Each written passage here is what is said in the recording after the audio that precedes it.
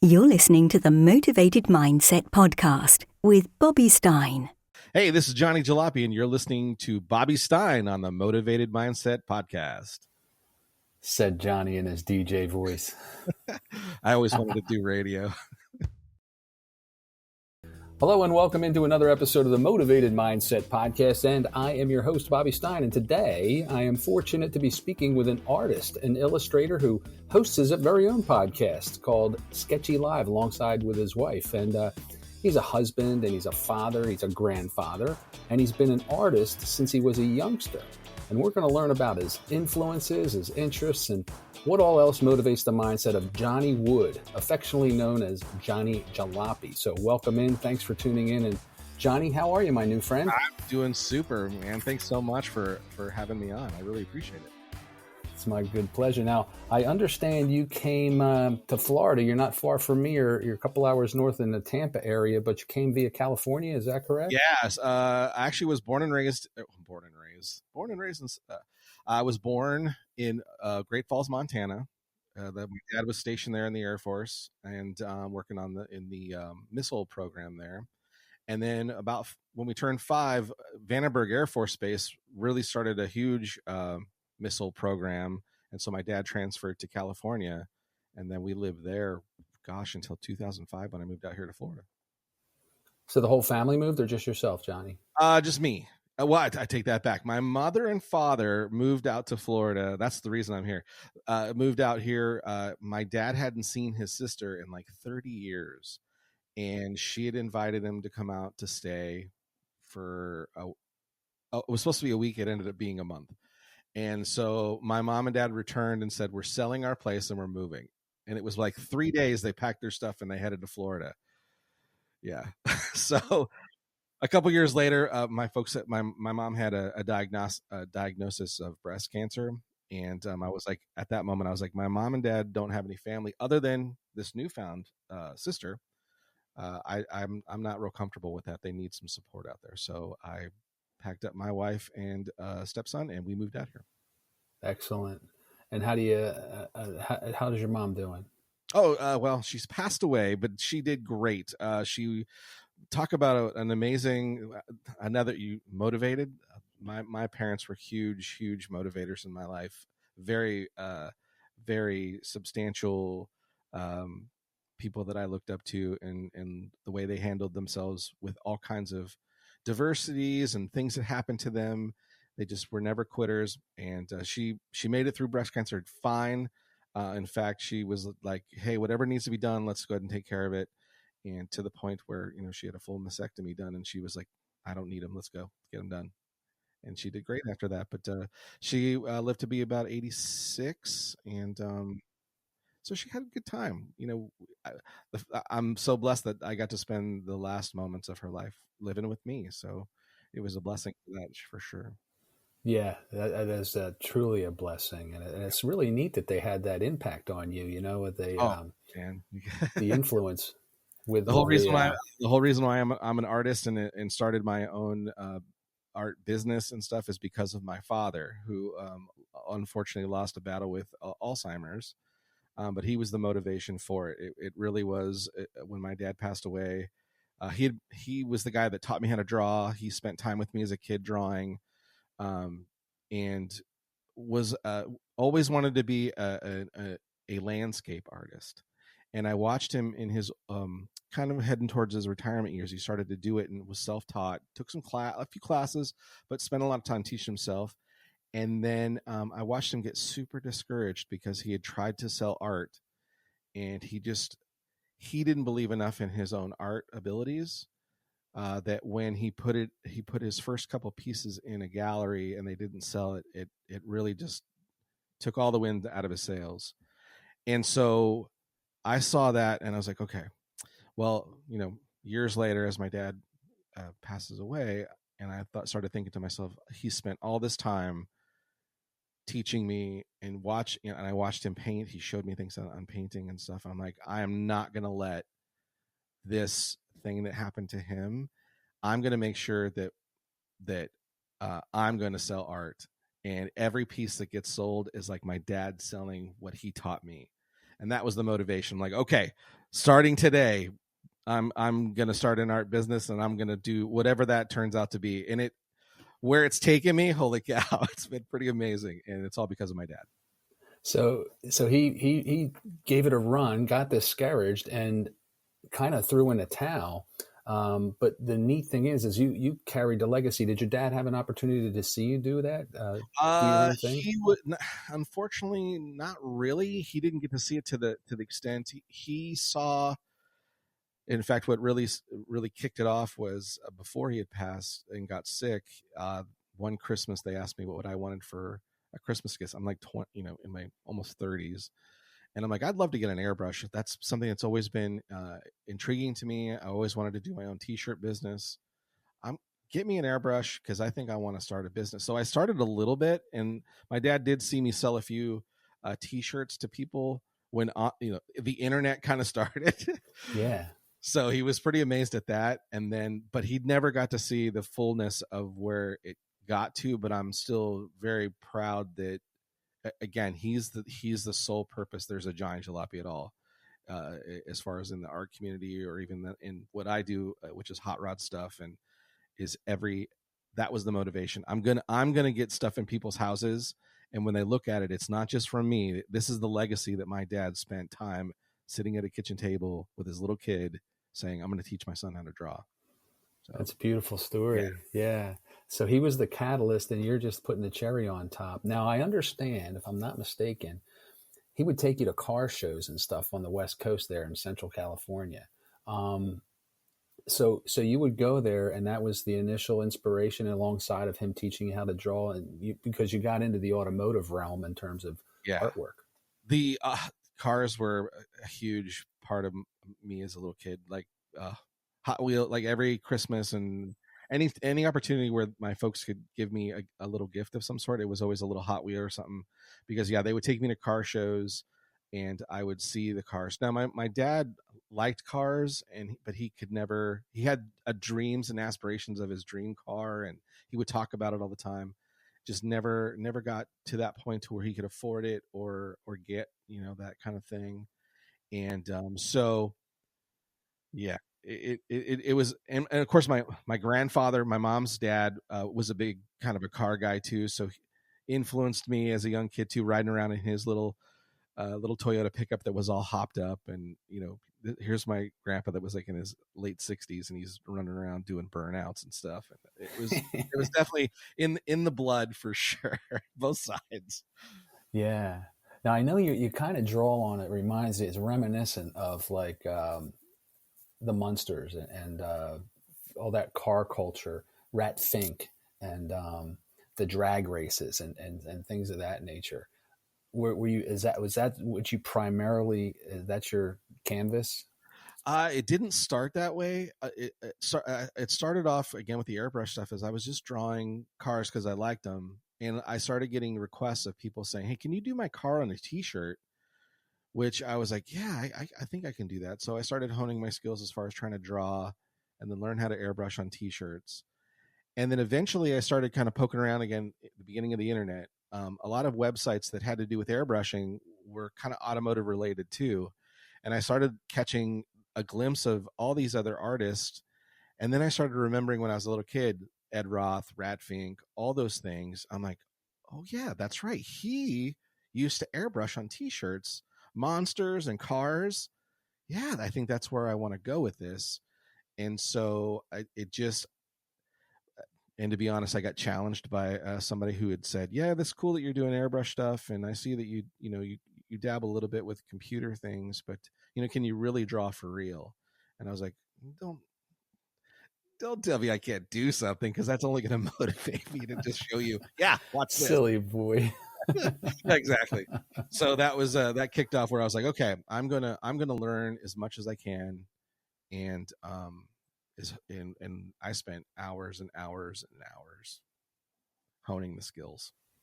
Isn't that a wonderful thing when somebody that's the catalyst again, in addition to your father's, that somebody like one word can change your direction and your motivation. And you saw that. I used to like my little brother and I, we would draw. My father, my stepdad was he was part of a race team. They used to race AA fuel dragsters in the late 60s. So the front engines like Don Garlits and TV Tommy Yes. Ivo and all Mhm. these guys. So we got to hang around the speed shop and the shop where they worked on the cars. And we would collect all the decals. So if he had, hooker headers and Yeah. Lakewood and STP, and we would just draw incessantly. And I remember do you remember Zingers? Yes, absolutely. I actually got to meet Chuck Miller is the gentleman I believe that built the Zingers, and I got to meet. This is again where my dad's motivation. I've got to meet a ton of my heroes and people that I never imagined I would get to shake their hands. And that guy, the Zinger guy, I got to meet that guy. Yeah. It's amazing. I love those things. Those were yeah. I can totally relate. I mean, I took it so far and stopped. I tend to have a ADD in terms of hobbies and loves and passions and things of that nature. Yeah. And it's really right when you can actually sit down as you did as a youngster and continue it on as an adult and focus and literally put your mind and your hand to something. That's a wonderful chat. Did you ever get into building here's one thing that I used to love, the models, the 1/4-inch scale, like the monograms and the Revels and the AMTs. Did you ever get into those with the glue? I did build models as a kid, and then as an adult, as I started doing, drawing cars and stuff, I started trying to figure out how can I, because I had ideas in my head, and my skill set wasn't there enough to where I could really put it down on paper yet. Ideas. So it started with models where I'd take and start cutting them up and modifying model kits and chopping tops and taking this car and that car and kind of and doing some stuff. And I wasn't great at it because even as a young guy, like I used to love to make model airplanes, and I had a friend who had his whole room was full of planes hanging with the fishing line on the ceiling. It was so cool, but he was great at it, and I was not patient enough. Glue everywhere. So glue everywhere, man. I mean, everywhere. every windshield was foggy. The glue, with a big thumbprint on it, for sure. Yeah, and paint. Forget about painting. Anyway, so but that's a lot of motivation and stuff. Yeah. So a lot of modifying those things. So yeah, and then again, full circle, getting to have conversations. Now, a good friend of mine, Ed Roth, was a big, in the Revell model kits. Ed Roth had multiple of his custom cars turned into models and sold thousands and millions of model kits for Revell. And again, Ed Roth is one of these guys I looked up to. And over the course of my journey is I've actually now befriended, he's almost like a brother to me, I feel, is one of his sons. And I'm now hearing stories of this gentleman that I never got to know, but only knew as a fan. And I'm hearing these intimate stories from his son, who was was a little kid at the time when all this stuff was happening. So it's been really amazing that the people I've got to meet because of just drawn silly pictures. It's fascinating to me when how the dots all connect. Some people attribute it to coincidence. I don't believe in that. I don't think there's anything outside of the law of cause and effect, which is the law of laws, right? And when you have when you're vibrating, as an example, and you're demonstrating your talents, and you're really putting yourself into your craft, young age, middle aged, whatever it might be, I think that something out there resonates, and I think it's, again, fascinating and no accident that now you're relating with one of your heroes. That to me is just confirmation that whatever you really want to get into, because what we get into gets into us. For sure. And it's clearly gotten into you. And then being open and available to, it's I didn't show it. I've met a lot of fellow artists, especially in the genre in which I'm in. Where I've met people, I admire their work, yet they were kind of abrasive to meet, and they were, arty people. So I made a vow to myself as another thing I was going to make sure, with this motivation to do for my dad, right? Make sure the dream happens. I'm going to be open to people. I'm also going to make sure that I'm available for anybody who's inspiring to know more how to do it. I'm not going to be the person that looks at anybody as an opponent. I'm going to look at them as a fellow share in the same passions. And if I can help move their journey quicker by giving them because I had a lot of guys, I would ask questions and they would kind of go, hey dude, you got to walk the line. You got to spend your time. And I'm like, listen, I'm not asking you to tell me how to specifically do it. Just kind of point me in a direction. I want to know how to do it on my own. But I was like, I'm not going to be that guy. I'm going to be available. I'm going to be open. I'm going to share. And I think the fruit of that is that I've got to meet a lot of people that I would have never imagined getting to meet because I've been available to Yeah. I think that's well said, by the way. And I think when you can contribute and give back and share, the competitive plane, Johnny, to me is so limited in terms of, what's out there. I don't think there's any like real, so many pieces to the pie and you've got to get yours. I think it's unbounded and unlimited. And as creators and as entrepreneurs or whatever field we endeavor to go into, if we share of ourselves and our knowledge, as we sow, so shall we reap, right? We're going to get that back in spades. As you said, you could not have imagined, as one of your heroes. And that's just incredible how that unfolds. Yeah. And doors that I could have never imagined opening are opening. Again, speaking to you, thinking back, I think had I had a mindset of, you know what, everybody's the enemy and I better make sure that I keep, the old, keep your friends, and your enemies closer, that kind of thing. But I never looked at it that way. I was like, I'm just not, I was heavy into sports. And if you would have talked to me as a 17-year-old, 18-year-old kid playing sports, yeah, we were enemies. But as I've gotten older and learned, if you want to get into things and you want to open doors, the best thing you can do is be available and be open and be willing to experience and glean from people, but also really available to share as well. Not just taking, but willing to give. So refreshing. So refreshing. I am speaking with Johnny Jalopy, and you can find Johnny over on the Instagram platform, on YouTube. He's again the host of what is your podcast name? Sketchy Live. That was Sketchy another Live. Sketchy Live was born out of another challenge, by the way. All these things that have happened has been born out of a challenge. No, it's perfect. And you got the proverbial chip on your shoulder, but you don't let it sour your demeanor or your attitude. That's refreshing. I appreciate that. When you're drawing, when you actually hunker down and sit down in front of a blank piece of paper, what's the music you're listening to? Wow, it varies. I love all kinds of music. That's another thing that, again, I'm so grateful for my parents. They were not people who were like, oh, we only listen to this or we only listen to that. I mean, I remember there was a time my mom was like, you should go to the library and check out some classical music. And I was like, really? And then for a year, we actually moved to Vermont. And one of the classes I took, they were playing, I want to say it was a history class. They were playing Tchaikovsky. And I was like, man, okay, I really like this. So I went to the library and started checking out classical stuff. And then I was like, oh, jazz. I want to learn. I want to listen to jazz. I want to listen. There's not an ounce of music that I don't like. Well, I can't say that. I appreciate all music, but there are some that I'm not my favorite. But so when I'm drawing, it's anywhere from, punk rock to country to, hip hop,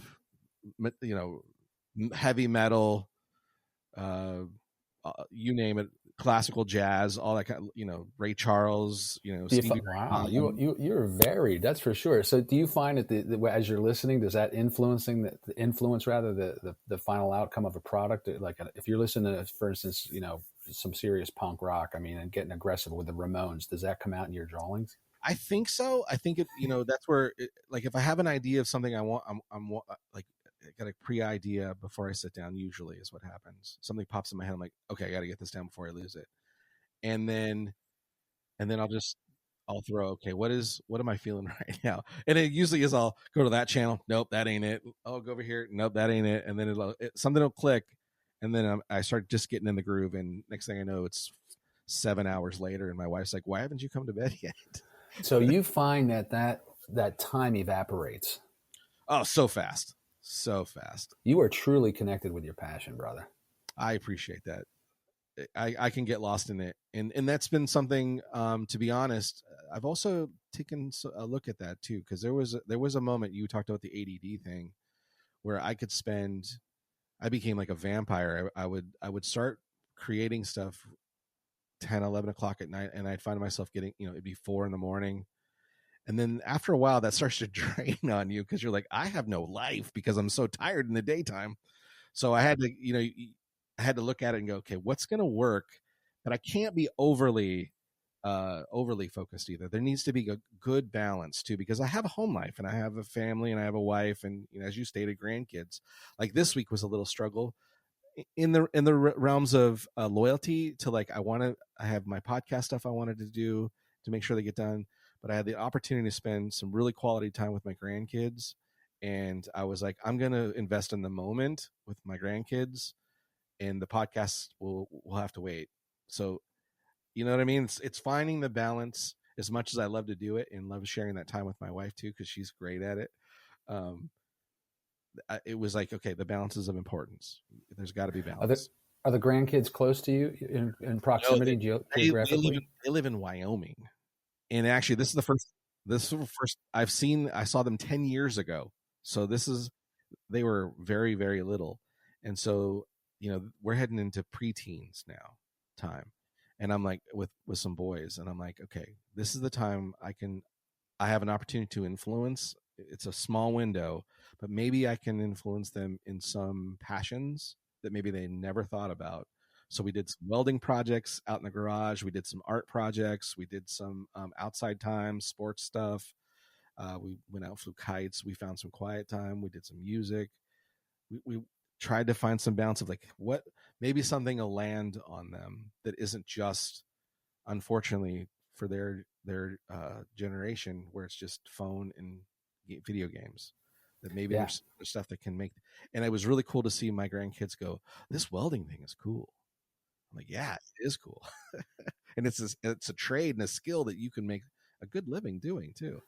Most plumbers are earning more than doctors these days because there's such a imbalance. But yeah, I hear you with the, pushing your passion and your livelihood. You got to put it on the back burner, especially it being so geographically challenged, right? I mean, when they come to town, you got to pour it all in. I think a life well lived is balance on all fronts, right? So for sure, when we get too lopsided, it just doesn't make sense. And to be truly wealthy is just to have our health and our relationships and our occupation and our finances, everything in order. And if you can do that, you've lived a rich life. So, yeah. Right. For sure. Absolutely. Yeah. I love your voice. You got the radio voice, man. You're like Johnny Jalopy. Again, that was something I had always dreamed of doing. Actually, when I was in high school and stuff, I had dreams of grandeur of being on television and movies. I did plays and stuff in high school, and I always thought, being some sort of an entertainer would be fun. So when I got the opportunity to actually, again, what my open door this art has done is I actually got to do some episodes on a television show for the Discovery Channel, where we built hot rods on TV from my drawings. And so that was another amazing thing that happened to me in this journey of my art, is it brought me to something I never thought would happen, a dream. And here I got to do like multiple episodes on a television show, which was really cool. Yeah, well, I think everything's coming full circle into fruition. You really were that, I think, and the more passionate, Johnny, that we are, I think that stronger that energy exudes from us and comes, it's almost like an aura, right? It kind of precedes us as we come in. So, opportunities, and you hit the nail on the head, being available, right? And being able to show up and be accessible and open to the fact that really, so I remember being, I loved the airwaves, and I was intrigued with the fact of how does somebody's voice come out of a little box in my grandfather's shop? Yeah. And I'm hearing it, and I was just intrigued with it. In fact, I remember watching TV, and the news anchor, Walter Cronkite or, whoever was talking. And I'd ask my father, is he talking to me? He's looking right at me. Right. I'm 4 years old, 5 years old. He says, no, son, he's not. But that never left me. And I think that, is part and parcel probably for yourself too, right? While you have a podcast, you get to flex that muscle. And and being able to reach people that, you wouldn't have maybe had an opportunity to reach. And then that's another thing the podcast has done too in the beginning is it started off where it wasn't so much a podcast. Sketchy Live actually started as Monster Mondays, which is every Monday night I would set up a camera above my hand as I would draw a car, and my wife would read off comments that were on live during Facebook. And it started off, and it was 4 people, 5 people, and it was fun. But I was trying to hone a skill of like, how can I do a complete drawing in 1 hour from idea to finish? And that was the first concept, because I had watched a few people trying to do that on there, and unfortunately some of them were a little boring. And I was like, how can I make it exciting though, and also be tutorial and also be engaging? And then once people started interacting, I was like, I had to bring my wife in, and I'm like, I need you to read what they're saying and tell me what they're asking, and we're going to talk to them as you're drawing. And I'm like, yes, we need to make sure that this is like an open forum kind of thing. And then it took off, and we've been doing it for 8 years now. Wow. And, we just made the jump from where we were doing on Facebook Live. And we now are on exclusively on just YouTube, trying to do the whole YouTube thing. But at first it was just my hands, not our faces, but it was being an open book. We started telling stories. We talk about movies, music, my wife and I's relationship, different stuff. And we started having friends that we had suddenly had now that were like, hey, Johnny, what's going on this week? And hey, great that your grandkids were here, or that kind of stuff, really involved in our lives. And so that was another thing that we've really tried to make sure that we've done, is why we keep it live, is we don't want to lose the aspect of the recording and not having the interaction. We're so accustomed to it now. It feels weird not to have it, because we've done a few recordings without an audience or folks chiming in, and it feels weird. You appreciate the hot mic. For sure. Yeah. And the mistakes and tech problems and dealing with all that's so fun. But the outtakes. And the outtakes in real time. Yeah, sure. I agree with you in terms of, when you first start out with that, like with the podcast, for instance, and you go on to YouTube or whatever it is, you extend your desire. I'm of the mindset that if I encourage, influence, inspire just one person, then it was worthwhile, because selfishly, I'm scratching my creative itch, right? So heck with you all. Right. But if there's a takeaway there, and then if it grows organically or not, well, that's okay. But I love the way your perspective is. 8 years is a good run so far, man. Congratulations. Yeah, I mean, it's not like we're knocking down numbers or anything like that. But again, that's the part that's happened, is we've made these connections with these people, even if it's 10 that are kind of like counting on us to be. In fact, during the pandemic, for instance, a lot of folks were like, you were the sole source of entertainment for us. We didn't want to watch TV. We watched you and your wife talk about movies and argue and silly banter back and forth. And they were like, it got us through time. We had something to laugh at. You made us laugh. And I'm like, okay, then that means, like you said, even if it's 2 people watching, it's better. They're there for a reason, and they need this probably more than we need what we're given. So, amen. You're making an impact. That's what we're hoping. And you're enjoying yourself in the process. And it's funny too, the connections that you make, you can't even forecast it. Like you said, you could not have imagined meeting, your heroes with regards to the art world. No. You just couldn't imagine that. Yet you were plodding along, you were asking questions, you had an inquisitive heart and spirit about you, and you're exercising your talent. And sure enough, something happened. So it's amazing and it's incredible. Johnny, it's no accident that we met. I think you liked the video of mine on YouTube. Yes. I said, would you be willing to join me on the podcast? And you were very gracious and said, absolutely. So here we are. I mean, that to me is incredible. I love that connection. Well, when you had mentioned, hey, would you mind? And I'm like, oh gosh. And then I went and started watching some of your, I'm like, I'm not any of these people. Why would you want to talk to me? Because you've got like investment bankers and entrepreneurs and all that, really some pretty smart and intelligent people. And I'm like, I'm just a goofball that draws monsters and cartoons, and occasionally, goes out to the garage and builds some stuff. But I was like, okay, maybe there's. And then as I'm coming in, I was like, you do have a little bit of a story to tell, if nothing else. No, you sure do, and is for sure. And that's the whole thing. I endeavored to go out and speak to. I just wanted to find out what inspired people, what motivated their mindset. So I endeavored to, and I wanted to talk to entrepreneurs and artists and musicians and athletes and anybody, because, everybody experiences trials and tribulations, whatever your field of occupation might be. And everyone has, setbacks, but they also have, glorious stories. And I think there's a common thread and denominator that runs through all of it, regardless of what we think our intellect is. And your story is phenomenal. Speaking of movies, you got your wife and you are moviegoers and buffs? Well, I'm definitely, we call it a FOF, a fan of film. FOF. I enjoy movies so much. Like, in all genres, that was a big, like I said, when I was in high school, when I lived in California, I probably went to Universal Studios like 50, 60 times just to look at the back lot and think about all the movies that got made, and then try to hopefully get there at a time where they might be filming a TV show or something like that, just to be around it and a part of it. Because again, that was my thought when I got out of high school.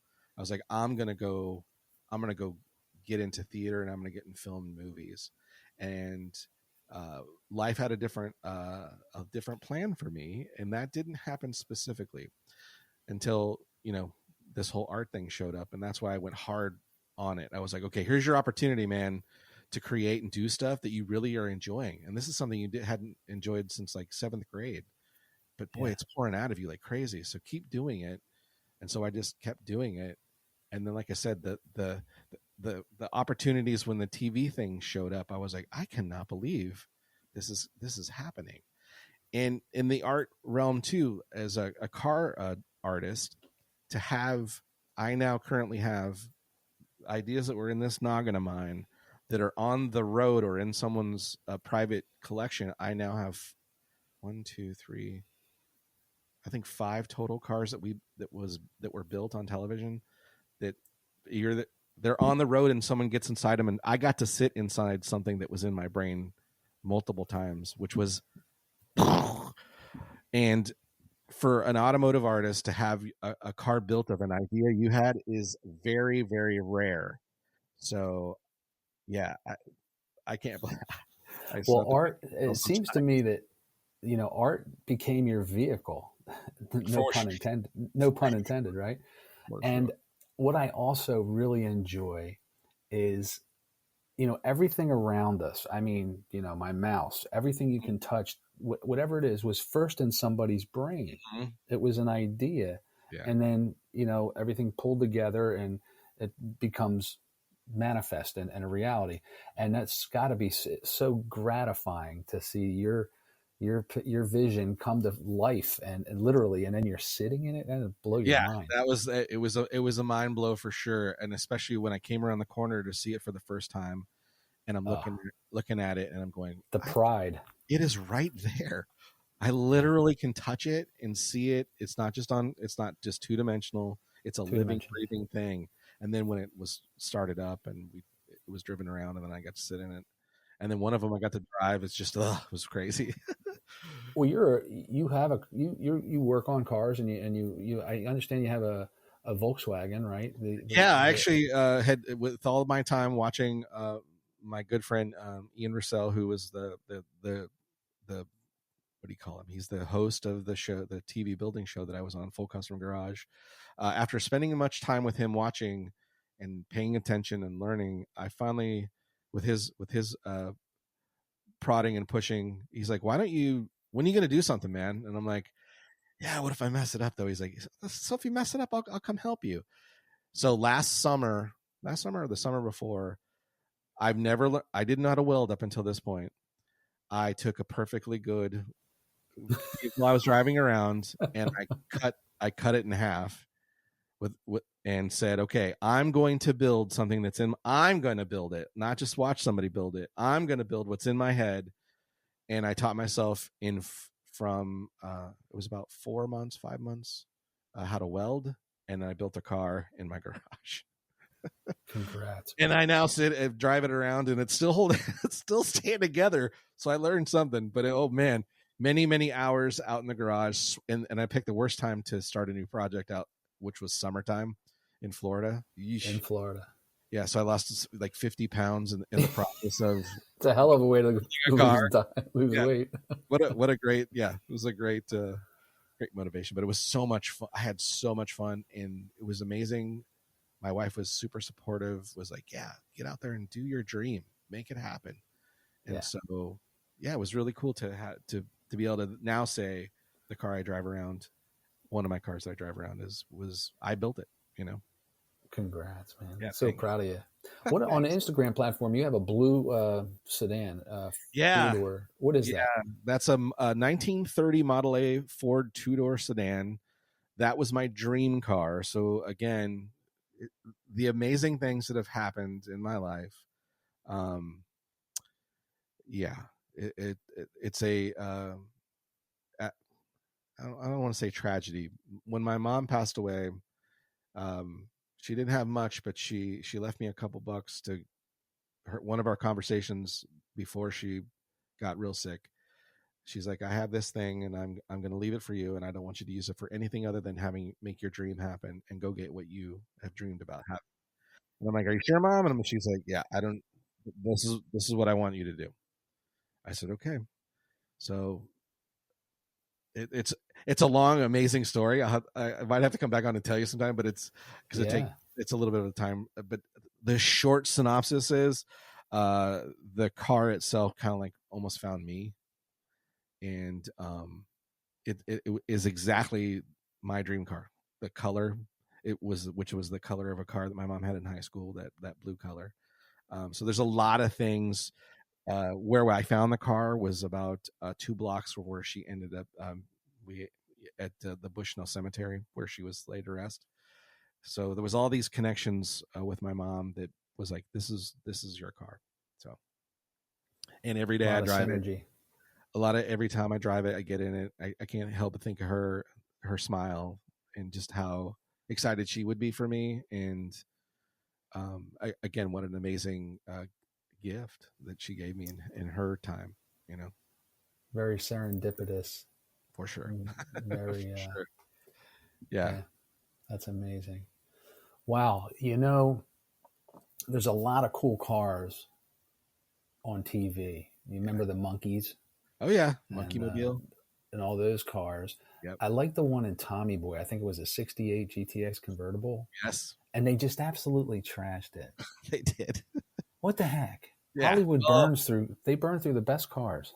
Good news is there's always a hero car, which was in perfect condition. And the one that they destroyed was probably on its way out anyways.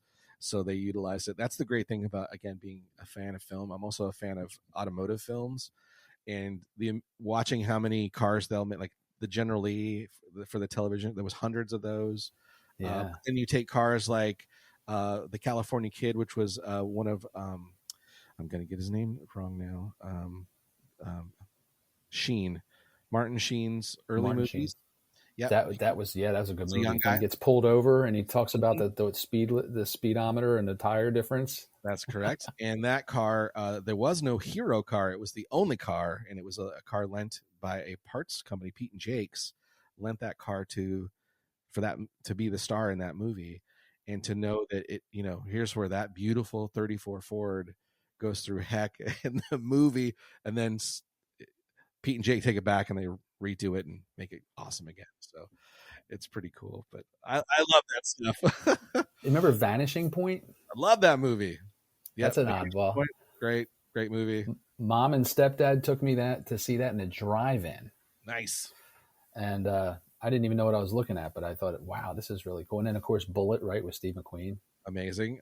My early drive-in car movie was Corvette Summer with Mark Hamill, where it was before Star Wars was released, That We was saw him before in his Skywalker. Yep, he was in that movie, and I've seen that Corvette. I'm like, oh man, and you can all the metallic flake and the colors and the Metaflake. Yeah, it was so beautiful, and it's still one of my favorite disgustingly bad, ugly cars, but I love it. So. Gotta love it. So Herbie the Love Bug too. Of course, all the Herbie movies. Number 53. Sure. Mm-hmm. Yeah, that was all good. Johnny, DJ how do you Smokey what's and the that? Bandit, Yeah. All the Cannonball Run, all those. Dom DeLuise and for sure. Johnny, tell me, how do you manage being, an artist and then, managing your brand as well? How do you find talking about balance and stuff with your family life and your podcast and everything? How do you manage your actual work with growing your brand, and how are you utilizing the social media platforms to that end? Yeah, it's still a journey that I'm on, because I'm still honing and perfecting it. Like it was only recently that like I even had a website to where you could buy product that I sold and made available, again making that t-shirt dream happen. So now I've got a website where I've got like 20-30 t-shirts on it. What's that? www.johnnyjalopy.com. That is correct. Wear what the cool kids wear. But yeah, shameless plug. Right. It's like I'm not already, it's all that's how I manage my logo. I make sure that I love that logo. I'm the guy that I wear my stuff all the time. In fact, it's become now where I don't even buy t-shirts from other places. I just, even though I collect from other spots, I'll look at it and go, oh, I'm just going to wear mine. I love my brand. Well, it's a good looking, the brand's eye appealing and it's catchy. My wife, that was my wife's idea, which is she's like, it's a picture of you without it being you. So that was where the brand came from. And then it's been a lot of work. It's sometimes it's hard. There's a lot of things I'd like to do more with it. I have tons more of ideas of where I'd like to expand. It's been a slow process because I also have a full-time job where that takes up a lot of my time. I also am very heavily in my Bible fellowship with my wife and stuff. We teach and we share. So there's a lot of things that pull my time away from the art sometimes. But again, like you said, balance. But it's when ideas come, I spend the time, I put stuff down. Luckily, I've got a very supportive wife who is also my shipping department and my invoicer. She wears a lot of hats. She does. Yeah. She's say she is the president of the company. So yeah, you're the face. I'm just the talent and the guy that sits in front of and is the goofball. She's the one that holds it all together. She's the linchpin for sure. That's amazing. And that's been the biggest thing is in my life that has changed since, the person I'm with currently, my wife, Itty B, we call her, but her name is Beth. She has been from the beginning of meeting her, like within the first week of us dating. And I told her I drew pictures and art and stuff and kind of shared. One of the times I came to her house to visit, and she had made a space outside in her lanai of a drafting table she had bought at a garage sale. And she goes, well, if you're going to do drawings, you could do them here and there's a spot for you. And I was like, okay, this is jackpot. Awesome. Yeah.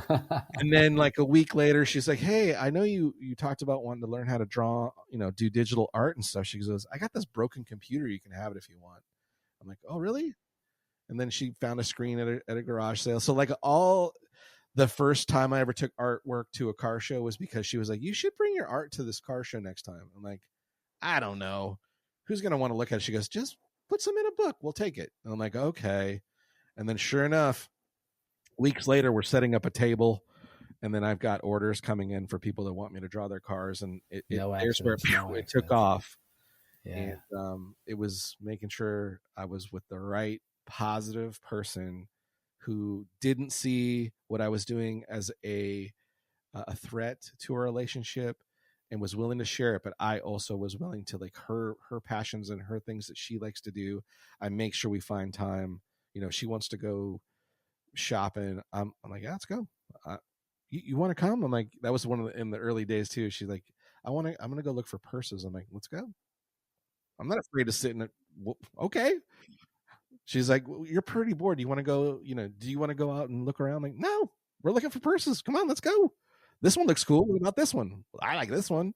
I made sure I was making input too. So there's a lot of give and take. She's been an amazing, thank God for her. When we find and we're paired and matched with the right partner like that, it is priceless. Shout out to Itty B, by the way. For sure. Lot to be said for that. And so getting back real quick now, the ideas that come to you, that come into your head, where are they coming from? Yeah, sometimes it's weird. Sometimes it's just, I'll look at somebody else's something and I'll go, how can I do, especially things that aren't automotive related. I really try to take a lot of inspiration from things that, maybe isn't specifically automotive and hot rod type stuff and go, okay, how can I maybe make a few changes or tweaks that could make that something that could be automotive? So there's where some ideas to. Sometimes it's just I'm sitting and I'm looking at something and an idea just pops in my head and I go, oh, what if I did this? Or I'll go back and revisit favorite artists, or I'll just spend hours just being inspired, watching videos, watching other people create. I love watching, for instance, I can spend hours watching comic book artists draw Batman and Ninja Turtles and stuff like that. Even though it's not the type of art that I do, I'm like, okay, there's something to glean from this. There's technique, there's idea, there's a whole nother realm of people. How can I cross planes too? Is there a way I can integrate that with what I do too? Because then I'm opening another door. So there's a lot of that type of stuff too. And then there's just stuff like today I was sitting in my office and I was working on some paperwork, and I don't know why it happened, but I had this opportunity to work for Good Guys, which is one of the largest car clubs in America. I almost might even be the world. But anyways, I got to do some Christmas art for them. And so there's this art piece that they didn't use. And it just came into my head today. I'm like, you know what? I wonder if I could revamp that to make it not Christmas, but turn it into something else. So tonight, what I've done, when we're finished talking today, I'll be heading into the studio and looking at that and spending some time trying to think of, how can we go off of this little nugget of idea and turn it into something? That's great. Yeah, I like how you draw or you can draw upon, no pun intended again. Yeah. The different facets of art that's out there, right? It's all under one umbrella. Same church, different pew. For sure. Yeah. I love, and there's just like music. I love just going into an art gallery and fascinated by the different styles of art, and different techniques, and really just I can spend hours. Like there, for instance, at one of my friends' house, she has a small. I don't know who the artist is. I haven't asked yet. I spent hours looking at this thing. It's this little 8x10 art piece. It's a woman on the beach, and you just see the back of her silhouette, and it's just these colors and the light off the water. I just have spent hours looking at that. And there's just something that draws me in, and I just keep looking at like the strokes and the way, and I'm like, contemplating. How can I take a car and kind of capture that same type of style, the way that person did that? And I haven't figured it out yet. It'll come to you. Yeah, but it'll come to you when you least expect it, And that's another thing my wife gets, like when we go to car shows, I can spend hours looking at one car, all over the car, just Xerox copying. Okay, the rear fenders look like this, and that tire and rim and wheel look like this. Okay, they look like this, and I just stamping it into my brain so that when I get ready to draw, I'm not using a lot of reference stuff, even though I still always, reference is always the best way to go. And that's another thing too that was a big challenge. A lot of people early days, I find that they would call it cheating. I was like, every tool that makes you capable for you to do your job is not cheating. it's a tool. So, for instance, I would spend some time tracing a specific car just to Absolutely train my brain and my muscle eyes memory. how that felt to draw that. And then I would go away from that, and then I would try to draw it on its own. So there was a lot of, even in my current state of work. And then it really hit me about a year ago. I watched this really famous poster artist for movies, and he would take photographs of people in a position that would be the poster he would make. And he would take the photograph and then put it on a projector, project it onto his canvas, and then paint in. And then it suddenly became Harrison Ford, but it was him. Oh, that's cheating. Yeah, that's cheating. No, I'm like, he's capturing the stance he wants, all that. And I was like, okay, I'm done. I'm going to use every tool at my disposal. Yep. Why not? So, and now there's a guy, a good fella, who turned out to be a great friend. He was like my 5th interview on the podcast. He's an artist and an illustrator. He's over at Studio 669. His name's Scott Fisk. Oh, one of my favorite artists. You know, yes. Scott? Oh, of course. I've interviewed him 3 times now. He's one of the guys. He's one of the guys from the early on when I first got into automotive art. I looked up to him for sure, and he's the real deal. His attitude, the way he handles himself, the way he handles his brand, he was very inspirational to me. And I bought his first book that he did of learning how to draw cars, because I was like, his style, loved it. I was like, how can I'm gonna figure out how he's doing this. Great style. Book, I'm gonna learn. Yeah, I love it. But I've never really got to personally talk to him, but I've talked to him a few times on the internet. But every interaction I've ever had with him has always been a very positive and he's always been very motivational. He leaves the air behind him clear. He's a man of faith. He's a man of his word. He has a great integrity. He's got a platform now called IAIAM. And so he is really dead set. He's not a big fan of AI. Yeah. He's got this private community where you can kind of go in there, and it's all artists and they share, and you'd be a good fit for that, I think. But he actually sent me, when they first started it, he sent me an invite, and I was like, okay, hold on. Yeah, it's pretty cool. I don't really know enough specifically, because again, in the early days of the automotive industry, I was early on doing digital art, and I got a lot of crap from a lot of legendary dudes and guys I looked up to for, you're not drawing on ink and pen, and you're not using a pencil. How dare you? Sacrilegious. That computer's doing drawing for you. And I'm like, no, it's not. It's me. So I'm looking into this AI thing and I haven't decided. I'm about 98%. I'm with him of what it does and the opportunities of how it can unfortunately take from logistic people of creation, creating stuff. Yeah. But I haven't figured out if it's a possible tool that can be used right. Well, I think of it like this. It's a tool, and we are the brains of the operating mechanism behind that tool. If we're intelligent and we have good intentions and we steer it the way we see fit to that end, I see no harm, no foul. I do see where it's creeping in, like in the voiceover industry, in coding and stuff like that, where a lot of folks, if they're not on top of their game, they're going to be moved aside. Right. And I think that's unfortunate. I think it's kind of like the outset of the internet, right? If people, there's still executives, 65-year, 70-year-old executives that need their secretaries to do their emails because they never fully jumped on board. Well, I just want to be abreast of it enough. I want to be familiar with it. I don't want it to be intimidating and one day displace me in terms of earning income and stuff. But I thought you'd get a kick. It's no surprise, Scott. I actually, I have an artistic opinion about the AI art stuff. Is I've already seen in a short period of time that it's limited.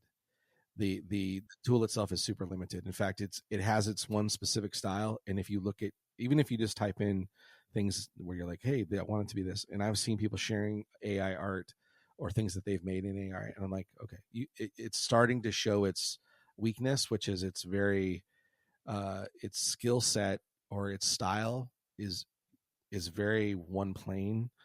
Everything looks very similar, regardless. Showing its vulnerability. For sure. Where I'm like, okay, artists, you don't have anything to worry about. because you have your brain and how you see things. That's your weapon against that AI. That they're not going to be able to reproduce what you do. That's just my opinion. You can't take the human element out of it completely. Yeah. Johnny, as we wrap up, you've been so gracious with your time, and you're wearing. I'm a rambler. I'm sorry for talking so much. No, you're a treasure. You're priceless, and you're so gracious once again with your time, and sharing your stories and everything. I'm going to borrow this last question from a friend of mine, or from an individual who I listen to on another podcast, and he always ends his podcast this way, and I thought it was pretty intriguing. What would Johnny Jalopy presently say to 13-year-old, 12-year-old, struggling, just trying to find his way in terms of, where his niche was, where his outlet was? What kind of advice would you embark on him or share with him?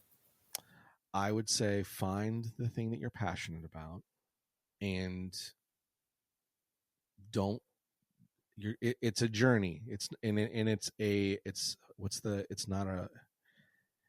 a race.